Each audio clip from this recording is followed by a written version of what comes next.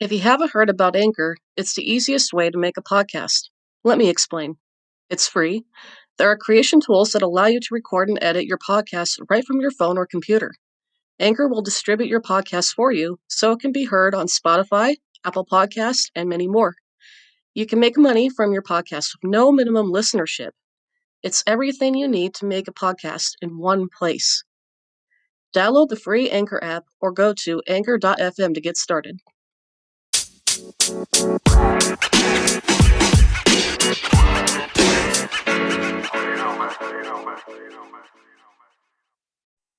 One. Hey guys, this is Jay again. Welcome to Peer to Peer. Today's guest is the wonderful Quinn. Quinn, how you doing? I'm doing good. How about yourself? I'm pretty well. All right, let's dive into this. Yes. So, tell me about your journey with mental health. Like, what kind of issues or problems have you dealt with? So I have a laundry list of things. I Holy have cow. I have anxiety and depression that mainly stem from my CPTSD from a traumatic childhood. I also have a couple of chronic illnesses such as gastroesophageal reflux disease, which is basically a anxiety acid reflux kicked up to an 11. And I also have polycystic ovary syndrome, which sucks. Recently, I have made the discovery, which is so many puzzle pieces falling into place, that I am non-binary, and I've always kind of felt a little off in my body until that discovery, and now everything's just kind of clicking into place. So I got some things, some Yeah, you're thingies. sorting through some things. It's been a year in reflection, essentially. I work for a cinema, so I've been furloughed for the entirety of COVID so far, which means I have been inside because there are some immunocompromised people that live in this household, and not to put them at risk or myself at risk, since I don't. I have the luxury of being able to stay home. I did, but that means that I have essentially been a home with myself and my demons. I just recently started back up with therapy, which was very much so needed because I was finally able to get insurance through the state. But yeah, it's just been basically a year of reflecting, working on myself, struggling with myself. As far as like my journey, I didn't get my diagnoses until I was about 22. I obviously, with my childhood, I didn't really get to go to the doctor very much. My birth parents basically used me to get like state benefits and then took themselves to the doctor, but never myself. Um, and when I turned 18, I basically just like between their responses to me trying to call them on their bullshit a couple of times and just the world at large, I basically like tried to put myself in denial that like somehow all the things that I had been through were my fault. And that came to a point when I was having 7 to 10 panic attacks a week. So it started impacting my job. I actually got sent home a couple of days because I just basically dissolved at work, and I just became a puddle of nothing that could do anything at that point. So I went to the doctor and I finally opened up to somebody for the first time about everything I'd gone through, and I made the doctor cry. You made the But doctor cry. yeah, she was, yeah, there was not a dry eye to be found in that room. And I immediately got prescribed medication for the first time. I got validated for the first time, and I got sent to a therapist for the first time. And it was just a whirlwind of going from thinking I was the problem for so long into being validated that I wasn't alone and I'm not the only one that's gone through this, which I knew because I've always kind of attracted other people like me. I swear we have magnets in us that just send signal to each other's brains because we just seem to gather. Um, So I knew that like I wasn't alone, but it really didn't impact me the validity of how much I wasn't alone until I started taking the steps to um work on myself and like get to the like nitty gritty of what was wrong with me, or even being able to put names to it, because I would just be like, oh, I'm just sad, oh, I just had a shitty childhood, and then they were like, yeah, you have PTSD, and I'm like, so what now? That's just for soldiers, right? Like battle, pew pew. And they're like, no, it's any traumatic event. And technically, yours is complex traumatic, post-traumatic stress disorder, because it wasn't just a one-off event. It was many, many years, and mostly in your childhood, which is the worst time to be traumatized. And I'm like, oh, okay. Okay, I'm a little broken then. I got you. I got you. So yeah, that certainly came as a surprise. And like I said, it was very validating, but it was also like daunting and extremely scary at first. I actually have a friend now who is becoming a therapist. And she made the analogy the other day that it's kind of like cleaning your room, and it's always going to be messier and more chaotic before it gets better. um, Ain't which that the is truth? honestly like a perfect analogy, because you have to unpack everything before you can put it away. And that process is just, oh my God.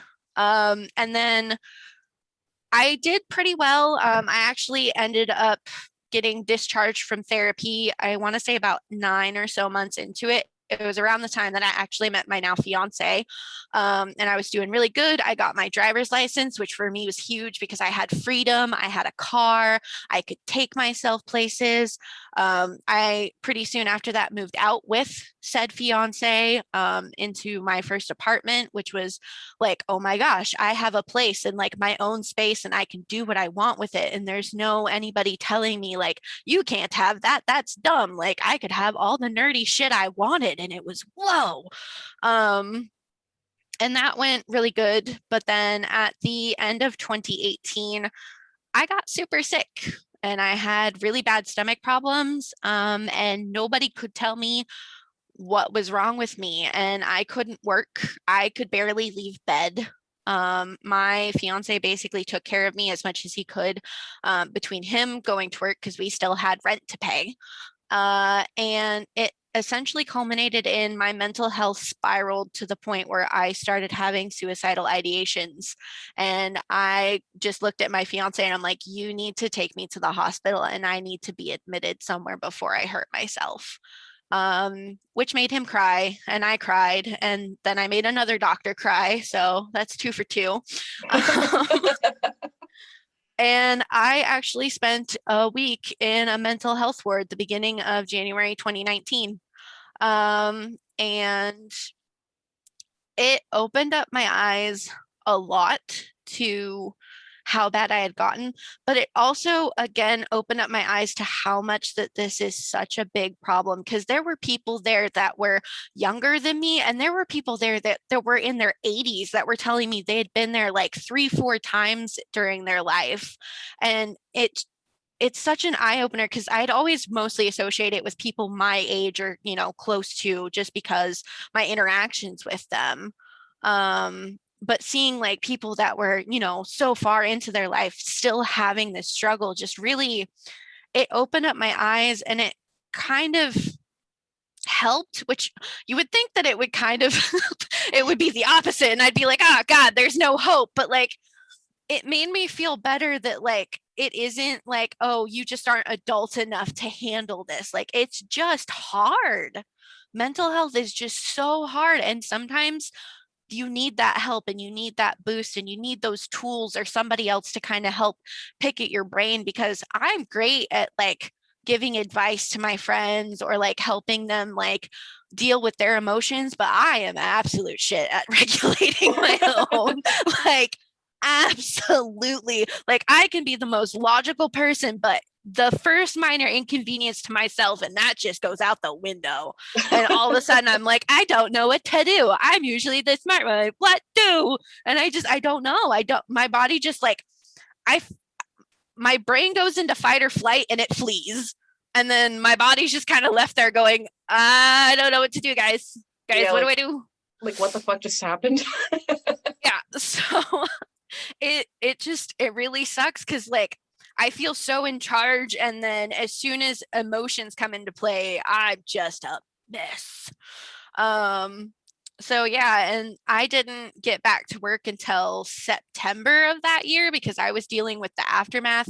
My mystery illness kind of went away on its own, although now I am in the process of being tested for possible Crohn's or ulcerative colitis. So that could have been it at the time.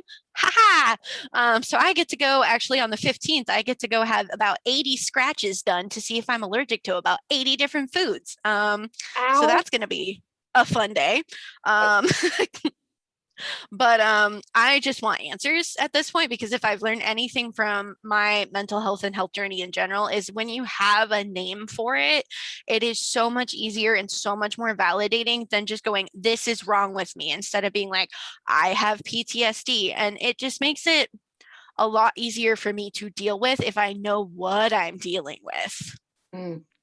Which is why I encourage people all the time that like if you feel like something's off within you, and it doesn't matter what level of like anything you've been through, um, like go talk to somebody, go see a therapist if you can, look into what state programs there are, look into if there's counselors at your school, look into if there's anything offered through your job, because I know a lot of places have it, but they don't really advertise it because mental health is still so stigmatized.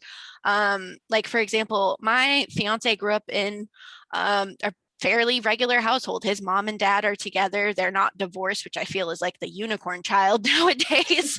Um, and he was, he just grew up. And it took me about 5 years of us being together to really get it through to him that it doesn't matter that I've had it worse or that anybody else has had it worse, that him not feeling okay still means that he's not okay. And, that's something that he can try and get addressed and get fixed. And he actually just recently started therapy and found out that he has mild depression, anxiety, and ADHD, which has gone undiagnosed for 26 years of his life. And that was literally just from him being like, oh, well, other people have it worse. My issues aren't that bad, but they're still issues and they've still impacted him. So it's just so important for people to take care of themselves. Yeah, I couldn't agree more with you. And I don't know, is there something in the air? Because I mean, I mentioned in a previous episode that my brother, my nephew, and myself recently got diagnosed with ADHD. And that shit has gone undetected for my entire life up until this point. And it's just amazing how like all these other people like in my age bracket, like my Mm-hmm. late 20s, are going, hey, I actually have this thing. And it's like, what? I think it's kind of along the same lines of how people are like, oh, well, there's so many more gay people now. It's not really that there's so many more people in the queer community. It's that we're able to be a bit more open about it now. Same thing with like ADHD. It's getting a lot of destigmatization. And I know especially for people assigned female at birth, that's a big chunk of undiagnosed ADHD because it doesn't present always in the same way. And even in some people that assign a male at birth, it's not always the hyperactivity that we were always, stigmatized to think of it as, because it was always, oh, well, that kid's just so crazy and he up and down and bouncing out of their seat, and they need to be put on medication. And it wasn't the side of it that's the hyper focusing, the inability to concentrate, the intrusive thoughts, any of those things that are really the core of ADHD. It was always just the stereotype of, oh, hyperactive child. And like, I'm even trying in the process right now to get my therapist to like give me testing for it because of honestly, my biggest thing has been when I read as a child, I would devour like 3 books in a weekend. I had special permission to take home extra books from my Oh, librarian. girl, same. Um, the Redwall series in particular. But I realized that it was me hyper fixating as a form of escapism because I didn't want to be in my house in the situations that I was in. And the only thing that I could do was escape to fantasy worlds and other places that were not where I was. And just like the hyperfixation, the focus issues, or like the opposite, where you're so laser focused to the like abuse of everything else. um, and the perfectionism. Oh God. Every time I've seen a gifted kid burn out TikTok, I feel so added. It's not even funny. Every single one of them. I'm just like, why is this me? Yeah, I have my inner like chicken mama comes out, and it's like I have to protect my offspring. I can't let them go for the same shit I went through. Exactly. And that's the other thing is like the protectiveness that comes with it as well. Just with anybody. And I think that's where a lot of my becoming more outspoken about my mental health has really stemmed from is if I can share my story so somebody else doesn't have to go through it, or even if they're going through it, they don't have to feel alone and they don't have to feel invalidated, then I'm doing something good Mm. because I don't like any of the like, oh, your trials made you stronger. No, I should not have been put through the shit that I was put through. And that's just point blank. I made myself stronger. I essentially raised myself, and I like to think I turned out pretty damn good most of the time. Um, and I just don't want to see anybody else have to go through it alone or go through it and then deal with years of denial at the expense of getting themselves help. I think that's a very honorable thing. I wish that there were more people like you that were, just so open about that kind of thing. I mean, yeah, we've had that already on the podcast with people being so damn open about their stories. It's just so nice, and so like for me, it's enriching, and also too it's so there's a comfort in it knowing like, okay, more people are willing to be open about this stuff, Mm-hmm. and maybe we can try to make the world at least a little bit better. I also think it makes it harder for abusers and manipulators to continue the cycles. Yes. And for people that could become abusers and manipulators to get away with it. Mhm. Because I spent a lot of years blaming myself when the real culprits were my parents. I did not ask to be born. I did not ask to be in this world. I was brought into this world, but it was not my choice. And I should not have had to face consequences for ruining lives, as it was always put to me. When I didn't ask for this. It was not, there was no consequence of any choice of mine whatsoever that I am currently here and having to deal with bills. Trust me, wouldn't have chose this. I would have been a frog. To be a frog on a leaf, I could have. Oh man.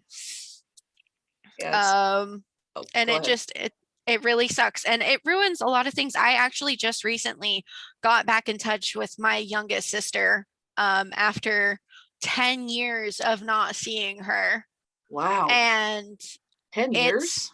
yep, because every time I called, my mom would say that she was at my grandma's or my aunt's or at a friend's house. Or if they asked my mom, it was, oh, well, they didn't want to talk to you. And I asked every single time that I called. And so it was a lot of us coming together and piecing together how much we were manipulated to keep ourselves apart. And it's solely because my mother probably didn't want them to follow in my footsteps and decide to leave.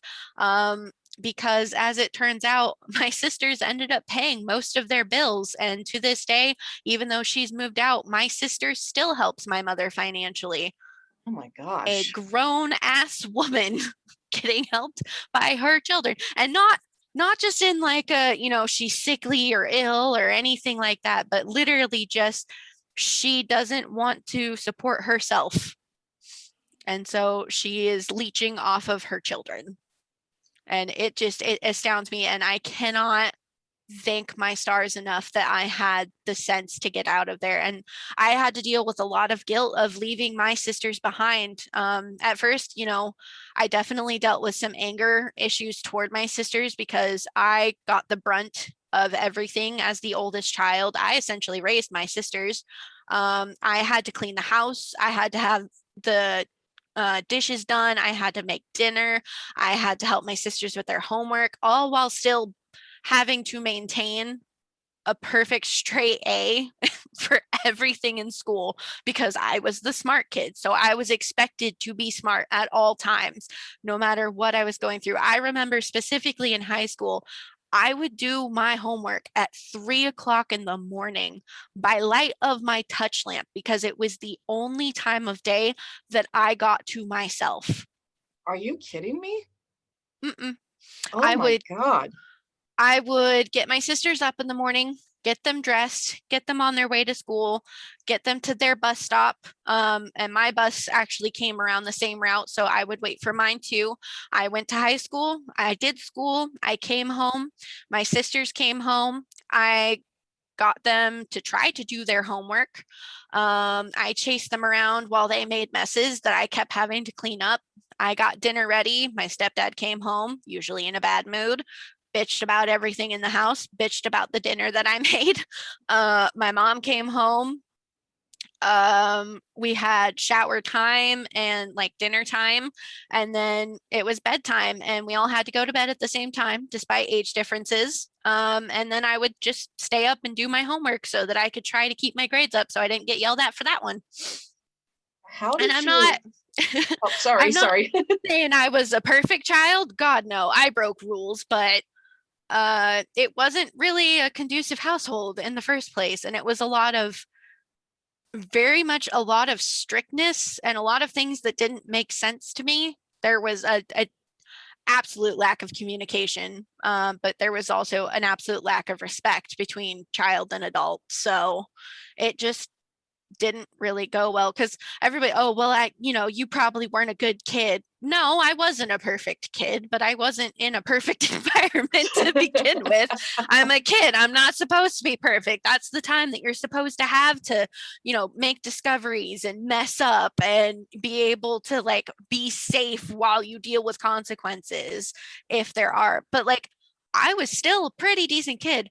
I have to this day never done any drugs whatsoever. I have never smoked.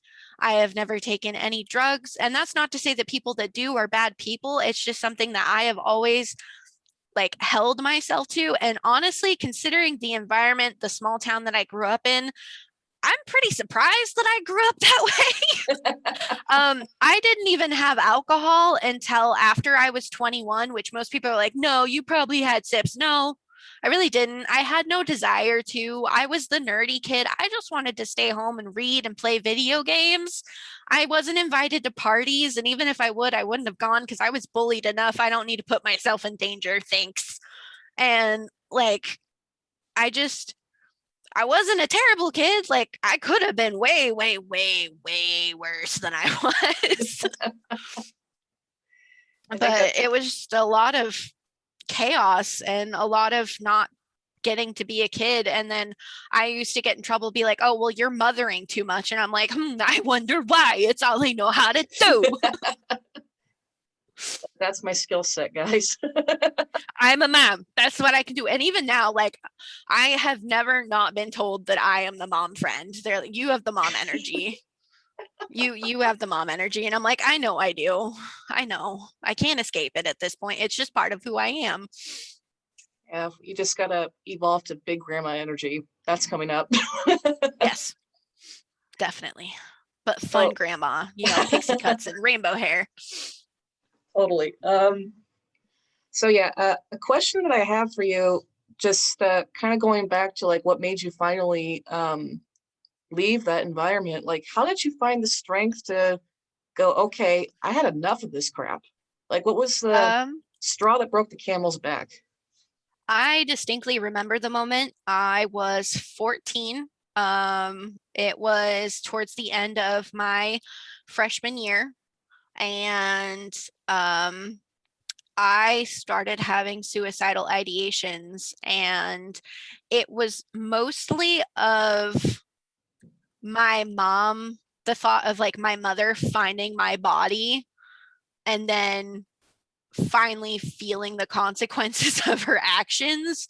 Um, And then I started to think of my best friends at the time, um, like the life that I had ahead of me, the things that I still hadn't gotten to do in my life. And I got scared. But it's a pretty good thing to chicken out of.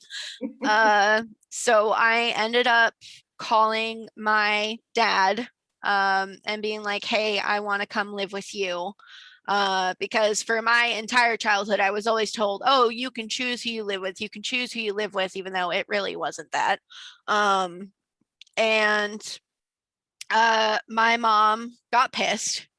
I specifically remember she took me to see my grandma to try to change my mind, with the preface of being to say goodbye. And while we were doing that, my stepdad went through all of the stuff that I packed to make sure that I wasn't taking anything valuable of theirs, even though I literally was packing like my stuffed animals, my Nancy Drew book collection, which they took back. And I'm like, you don't read these. Like, you're just being an asshole at this point. Um, and like, she just kept asking me, like, why are you doing this? Why are you making us seem like bad parents? And I had brought up to her a specific time where we had somebody from CPS sent to talk to our family because my stepsister had made mention of the fights that my stepdad and mother would have, which would involve throwing things, punching through walls, being body slammed on the ground, just like 100% turmoil. And she said it to somebody that was a service worker, so they, of course, had to report it. But because it is a small town, they sent somebody that my mother went to school with. And Oh, that lady let my mother stay in the room. Literally said, hey, I know we went to school. I'm really sorry we have to do this, but I have to come in and ask your kids a few questions. And then let her sit in the room to stare daggers at us so we could not truthfully answer. And all I wanted to do so badly was go over to the wall and knock down the painting that was covering the giant fist hole that we had just put up to, try to hide the shame. So the lady asked us, is everything okay? And of course, as dutiful, cute little kids, we were like, oh yeah, everything's fine. We love it here. The Oompa Loompa factory conditions are great. And as soon as she left, it was, you're all in major trouble. Which one of you snitched? And we all got beat and we all got grounded for a good long while. Nobody gave up who it was because we didn't know that it was my stepsister at the time. Um, and she just kept telling us how if we pulled stunts like that, we were going to get separated in the foster care system and end up living apart. And part of my brain at the time was like, yeah, but that would be better than living here. So I told her about that, and I'm like, it's absolute bullshit that we are so afraid in this house that we can't even tell the truth. And it also came not very shortly after a night where I went out to grab a book to read to my sisters, and I walked back into my room and my stepdad slammed the door open straight into my elbow and got pissed off because he said I was walking with attitude. I was literally just walking. And I have low bone density, and a lot of that probably came from not getting enough calcium as a kid. And I had broken a couple of bones by this point in my life, none by abuse. And I just remember the absolute fear in my mom's eyes when she asked if I wanted to go to the hospital, because she knew that if they asked me what happened, I don't care that she's in the room. I will tell them what happened. And so I was just like, yeah, no, I'm out. Peace. I'm going. Bye bye. We're not doing this no more. Um, but it kind of was going from the fire into the frying pan, because then my dad ended up getting a girlfriend that lived in Washington. We moved up.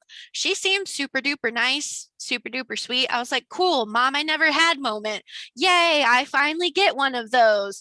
And then she turned into a colossal bitch. Her younger daughter, who was a year younger than me, went out drinking, smoking, partying, and got to skip school because she was hungover the next day.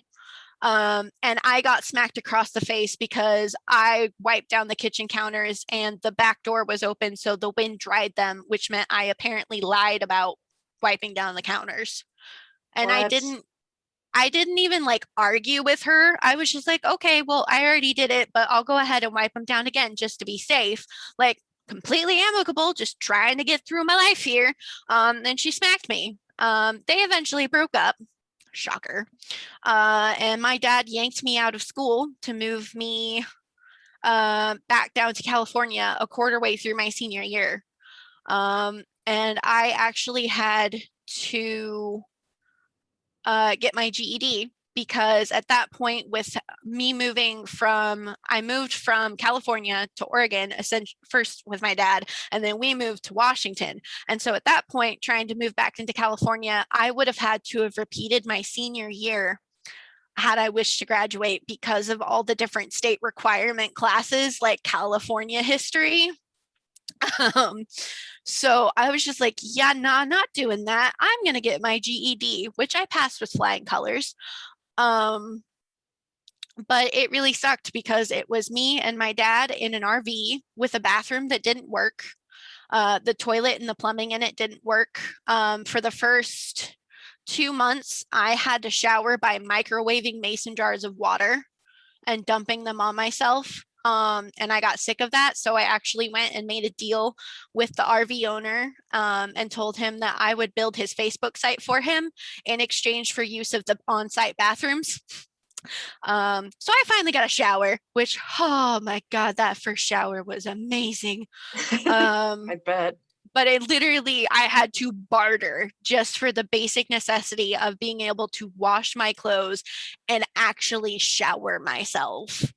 Um, and during the time that I lived there, my dad actually tried to sexually proposition me.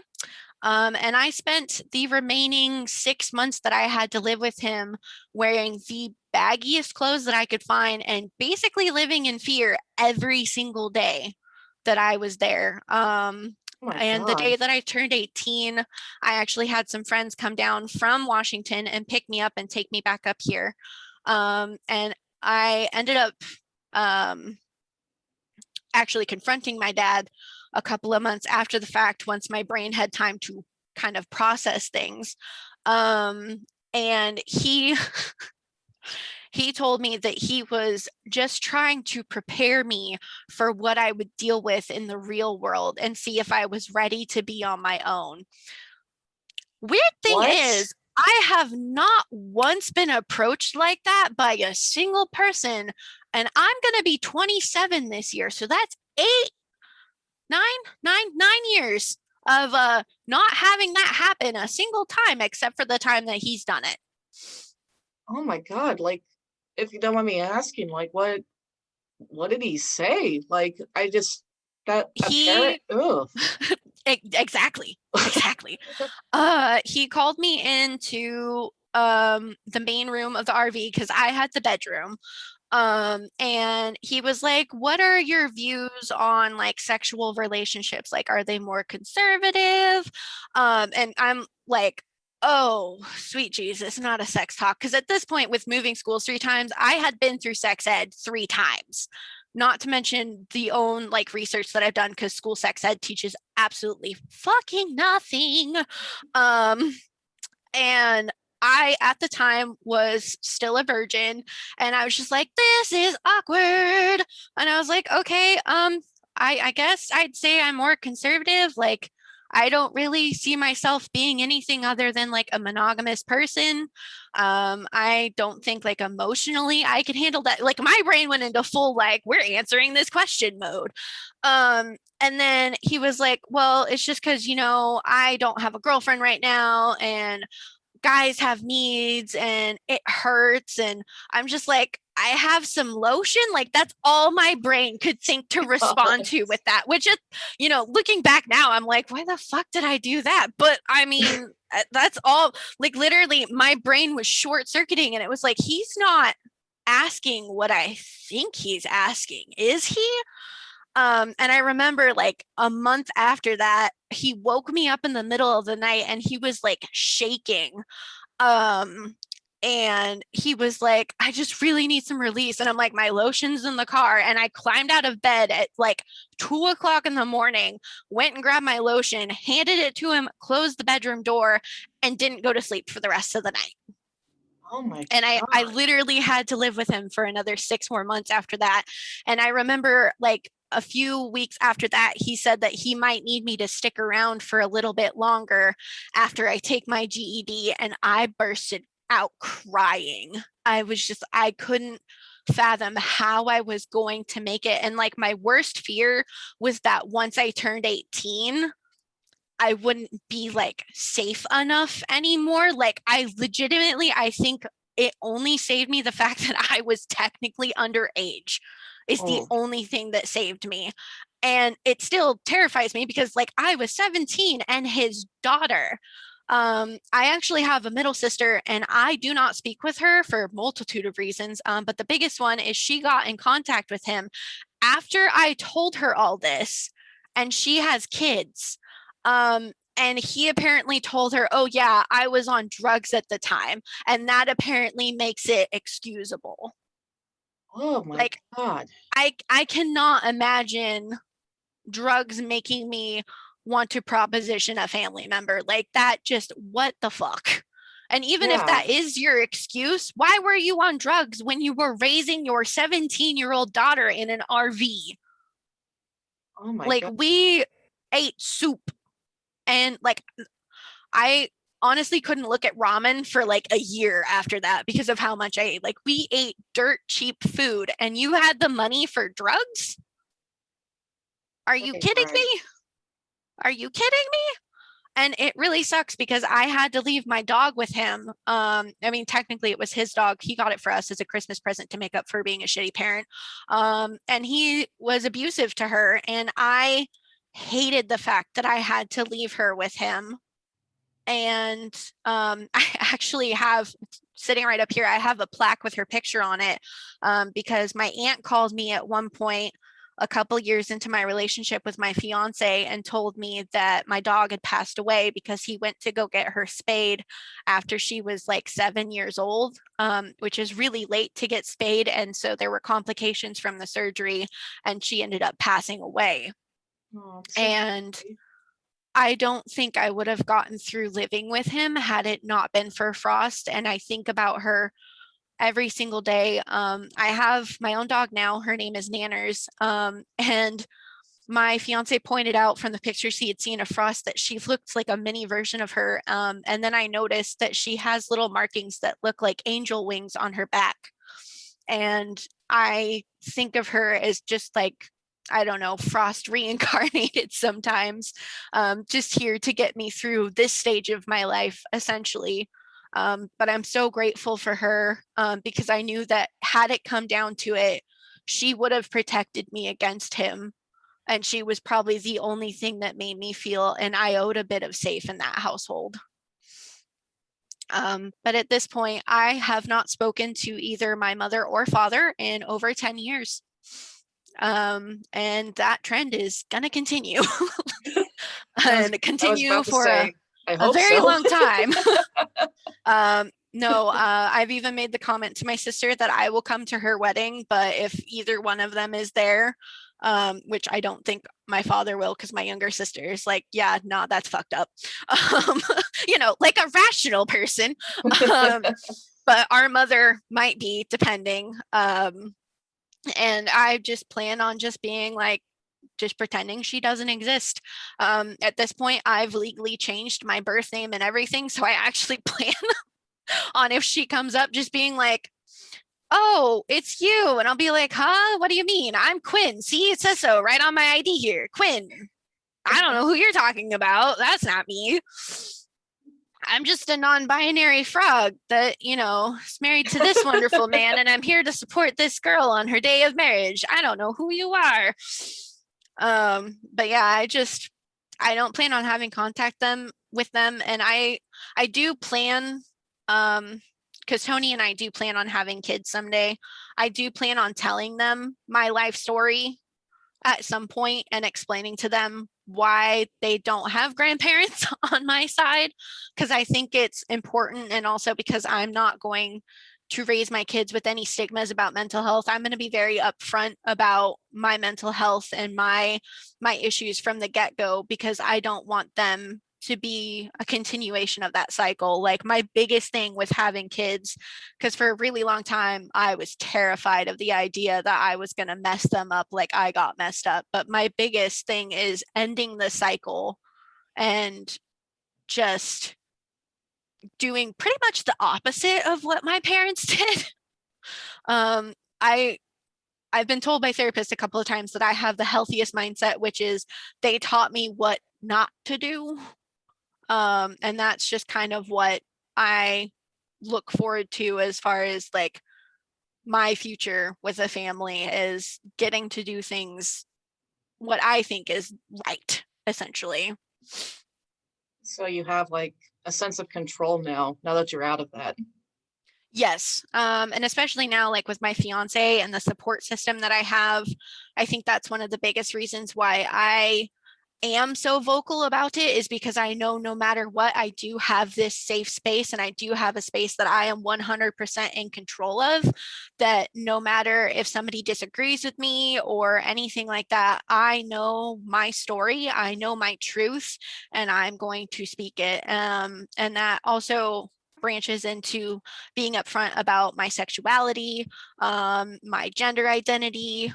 I came out as bisexual, and actually even spirituality. I came out as bisexual and a kitchen witch October of last year. And I'm actually planning later today to come out on Facebook as non-binary. So it's a fun day today. Woo, let's go. But I mostly am doing it because I do not want to hide who I am in any way, shape, or form anymore, because I wasn't allowed to be myself. I wasn't allowed to think. I wasn't allowed to speak. I wasn't allowed to express. And I've taken all of that back and then some in my adult life. And I will be damned if I live any more of my life hiding myself to try to fit society, parental, or any other expectations that are out there. I'm going to be myself. And if people don't like it, tough shit, because my friends do, and they're the ones I care about. Hey, well fucking said, man.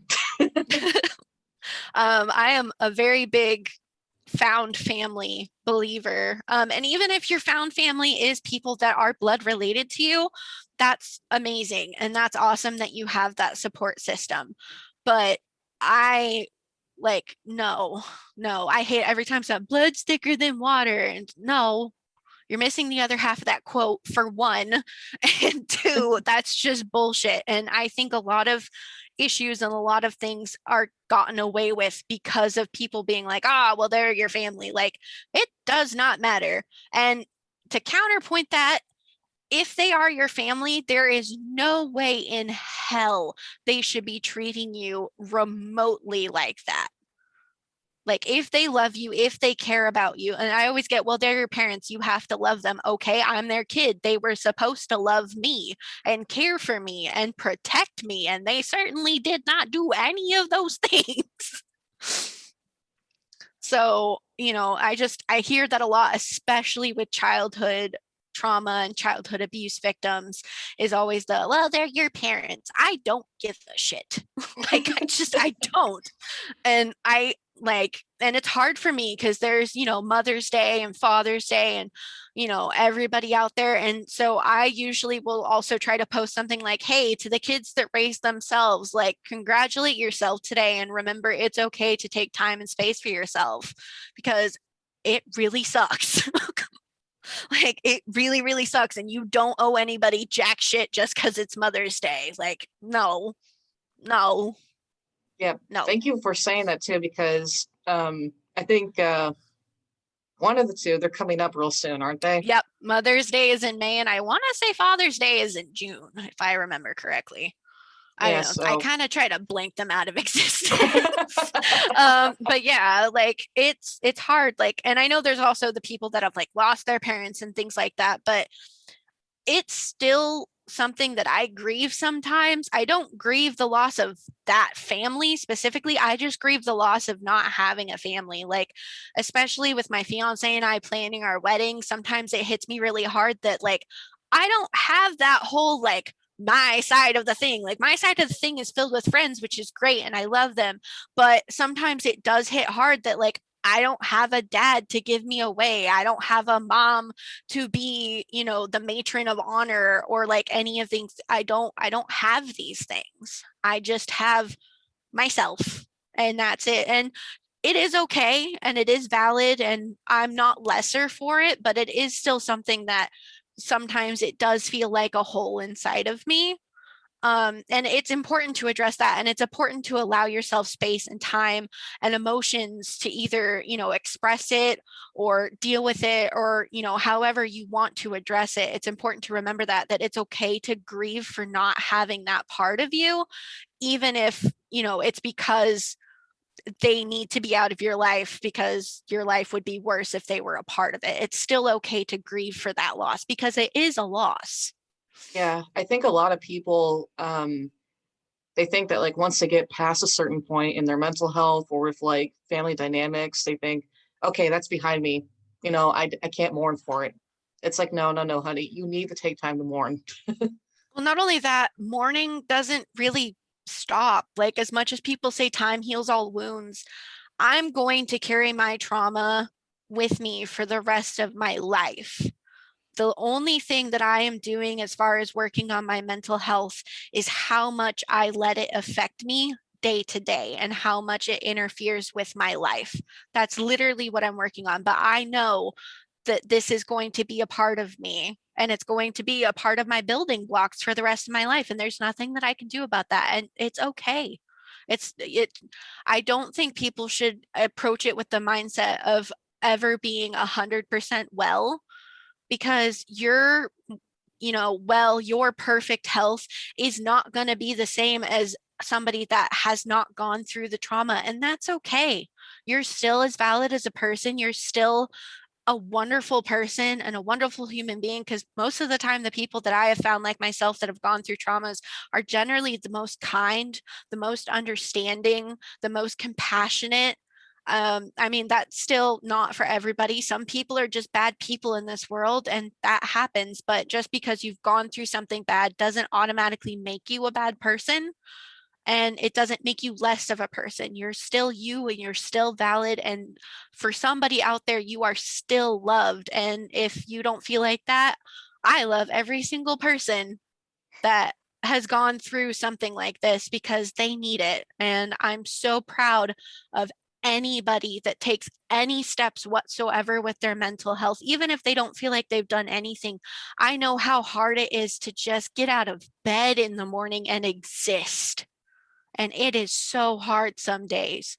So I just want everybody to know that I am proud of them, and that I'm sure there's somebody else in their life, even if they're not saying it, that is proud of them. And if, anybody's listening and you know somebody that does struggle, just tell them you love them and that you're proud of them. Like, even if you don't have the spoons to be able to help them, because you shouldn't be your friend's therapist. That's not what we're there for, unless that's what you're literally signing up to do, but I still think not a good idea. You can still support them and make them feel validated without having to do huge gestures or like huge things. Like, literally just hearing, like, recently my friends have been telling me that they're proud of me for going to therapy and going to all the doctor visits that I have to try to address my health. And just hearing them say that makes me feel so good and makes me stop and be like, huh, you know what? I am doing a lot. So, like, just take the time to check on your friends or just drop them a note and be like, hey, I love you. You're awesome. Keep it up, because you really don't know when somebody needs that little bit of encouragement to keep going with their day, or just that little bit of encouragement to let them know they're not alone.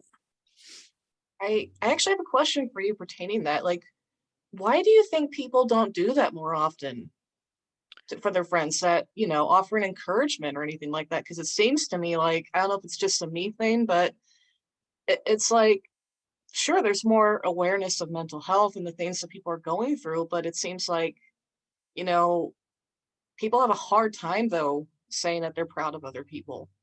Like from your perspective, I what do you think mm, of that? I think some of it is still, as much as like mental health has been destigmatized, there is still that issue where deep down in some people subconsciously, whether that's from, seeing their idols, seeing their parents or other people in their life. I know especially like the older generations be so like, oh, hush, hush, we don't talk about that. We didn't get diagnoses in my day and like stuff like that. As much as like we think we've made so much progress, I know there are a lot of people that may not realize it because they're not really wanting to realize it. Um, but that they do have that stigma.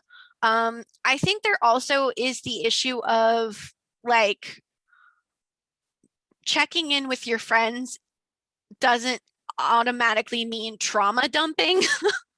Because I know there are people that like you'll go to talk to and then they'll just be like, bleh. And then you're like, cool, I already didn't have spoons and now they're disintegrated. I don't know what to do with this. So I think it's one of those things where, like, if somebody tells you about a situation, like asking, do you want advice or do you just want to vent? Like those kind of things. And I think it's just honestly a lack of communication and boundaries. Because, like, my friends and I practice a lot of that where we'll be like, I have, you know, X heavy thing to talk about. Is today a good day? Are you in a good mind space? And I really think if we just gave each other that courtesy, it would make it so much easier. And I think it's really just not having good communication standards and not having good communication role models. um, I have struggled, especially in my relationship and with the role models, if you can call them that, of my parents and their relationships, with communication very heavily. It has taken me basically to this point to get to a point where I can be like, okay, I have a problem. We need to sit down and discuss this so we can figure out a solution or, come to an agreement, or at least so at least where I'm coming from, how I'm feeling. But it's scary because everybody thinks of like those kind of talks as like, oh, breakup talks, it's emotions and everything's getting super serious and can't have serious is bad. But I think that's just not having it ever represented. Like movies, they never have the big talks to be like, oh, great communication, we've set some boundaries, let's go about our day. It's always like, maybe we shouldn't be together. And it just, we don't have any representation of just good communication anymore. And I don't think we really ever had it, to be perfectly honest. A lot of stuff was, keep it to yourself, keep it buried, keep it tucked away, don't talk about it until you die. Like, Yeah, pretty that's much. just, Like, and um, then, yeah, unless you're a poet, and then it's just all over the page. I can speak from experience being a poet. And so uh, I think there's just that. And like friends just don't know how to approach it because it's not emulated in society of people just being like, hey, you okay today? Or like if you do get asked, hey, how are you doing? Living the dream, just the general response. right, totally. Let's see. I was trying to think. Oh, okay, I remember. Um, is there any piece of media or something that helped you get through what your life up to this point, like that you'd recommend for people that are like in your shoes or anything like that? um Like Honestly, like a book, movie. I'm trying to think, but a lot of my stuff has just been finding like comfort items like a YouTube playthrough, um, movies. Like I don't even want to count how many times I've probably seen Jurassic Park and Alien, because Oh, they're my same. go-to. Like if I'm feeling anything, especially sick, it's we're watching those. Like I have them on DVD, I have them on Blu-ray, I have them on Vudu. Like I have them everywhere so I can watch them at any given time. Um, like just getting yourself comfort items, you are allowed to have a safe space. You are allowed to exist. And I don't care how many times you've watched through Supernatural. If that is what makes you happy, do it again. And to be damned with everybody, I can't binge watch. I can't watch something a second time. Or I don't care. But like, just do the things that make you happy. I also take like a heavy inspiration when it comes to music. I've always found a super big connection with music. I specifically have playlists for days that I just want to cry about my feelings and just go through it. And honestly, it feels a lot better afterwards instead of trying to just pent it up and pretend and go along with my life. My biggest thing has just been giving myself the space to feel my feelings and the permission to just let it out. And whether that's screaming Florence and the Machine in the car while you're eating McChickens in a McDonald's drive-through, or whether that's belting out songs in the shower, whatever you have to do to give your body that serotonin. And even just write it down. Like if you notice, hey, when I'm starting to get depressed, I stop singing. Make a note of that. Tell your friends. Make a playlist that specifically has your go-to, make you want to belt out the lyric songs. Like just do things that bring you joy and do them unashamedly. Like to hell with everybody else. Just do the things that make you happy. I don't care that I'm 27 years old. Do I have like 8 coloring books? Yes, I do. Do they make me happy? Yes, they do. Do I build pillow forts and play Pokemon in them? Yes, I do. It's just literally just do what brings you joy and find people that enjoy those same things. I played Halo one day with my friends, and it was just us running around in multiplayer, shooting each other, giggling, and having a fun time. And it's so amazing to like have that space. Or like even now I've been playing Stardew Valley because one of my friends found a gender neutrality mod, and I was like, oh, what? I cannot be misgendered in a game? And it was just boom, life-changing. Like everybody uses, and it's, to talk about it just a little bit, it's on PC. You can look it up on Nexus Mods if you have Stardew on Steam. But you legitimately get to write down what your pronouns are. Any pronouns that you want, you can write them in. And you also get to decide like what kids call you, what adults call you. So like I was able to put like frog if I wanted to, or like any, like you can have whatever variations you want. And I'll play that and get on Discord and stream it. And my friends and I will just sit there in silence while I dick around in Stardew, but I'm having fun doing it. And so just whatever makes you happy, just do it. If, watching YouTube makes you happy, do it. If watching Twitch streamers makes you happy, do it. If being a total goofball and dancing, even though you have literally no dance moves whatsoever, do it. Basically, you're like the living embodiment of that Shia LaBeouf gif of just do it. Just do it. But like in like the most wholesome mental health is important way possible. Yeah, don't let your dreams be dreams. I started buying men's shirts, and like I would buy them before because let's be honest, they have better graphic tees than the women's sections. Oh hell yeah. But for the first time I went and bought men's shirts with the intention of I wanted to look more masculine, and I suddenly have the body confidence I have never ever had in my life.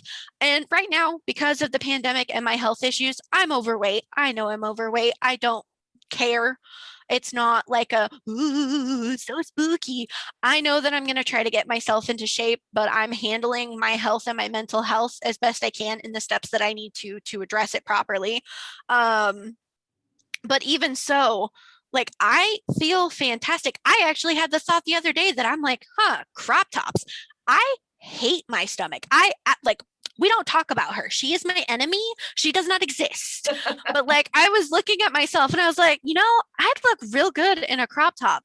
And I have never, ever had this confidence. Like I take selfies now and I'm like, damn, I'm looking handsome today. Like, and it feels so good. Like I finally feel like myself. I went through my clothes, and even though before I would be like, oh well, this still fits me, oh well, this cost X amount of money, I just went, do I love it? Am I going to wear it? And if the answer to either of those was no, I gave it to Goodwill. I only have clothes now in my closet that serve me as what I want to look like and who I want to be. And it is so amazing. Like, even my friends are like, you are so more confident. You're so much nicer to yourself. You don't like negative talk yourself like you used to, like as much. Like, you're still so good. Like, I'm even getting better at taking compliments, which has always been my absolute worst. Like, Oh anytime, so you're God, cute, same. you're pretty, you're beautiful. And I'm like, no, I'm a gremlin. What are you talking about? But like, now it's like, oh, you're looking handsome today. And I'm like, I know, right? Like, I'm feeling myself. And it's just amazing. Like, something as simple as just buying a button up flipping shirt that I thought looked cool made me suddenly go, huh, I like this. And I still have days where, like, I wore my witchy dress with my big poofy tulle underskirt the other day and my thigh high garter socks. And I felt like a badass still. Like, and I have never, ever felt like this before in my own body. And it's amazing. And most of it is literally just coming from the self reflection, figuring out that I'm non binary, all of that clicking into place, and just being true to who I am is just making me so much happier of a person. It's astounding. Like, I literally thought that I would never get to this point, or that I would have to like work out like a fiend and get myself into societal shape before I would have any iota of confidence. And literally all it took is me chopping off my hair so I looked like myself, getting a septum piercing, and then getting men's clothes. And all of a sudden I'm like, yeah, let's do this. I can take on the world. Man, the magic juju that you have right now, I'm just like, please send that over here. I need it. I had coffee this morning, so I apologize. I'm a little hyper. No. You're great. You're fantastic. Um, We're getting to the last bit of the podcast, and I just wanted to give you this opportunity right now. If there's anything you want to say, it could be to people, it can be about in general what we talked about, just whatever's off the top of your mind. Yeah, brain fog. you're all good. My biggest thing is honestly, just to reiterate, if you're going through struggles out there, even if you're not going through struggles out there, if you're feeling good and you feel great, awesome. Kudos to you. Keep that going. Um, just anybody out there, like, if you feel alone, I promise you you're not. I promise you that not even just in the scope of like people your same age, in your generation, in your town, like, you are not alone. People everywhere, everywhere, everywhere have the same issues.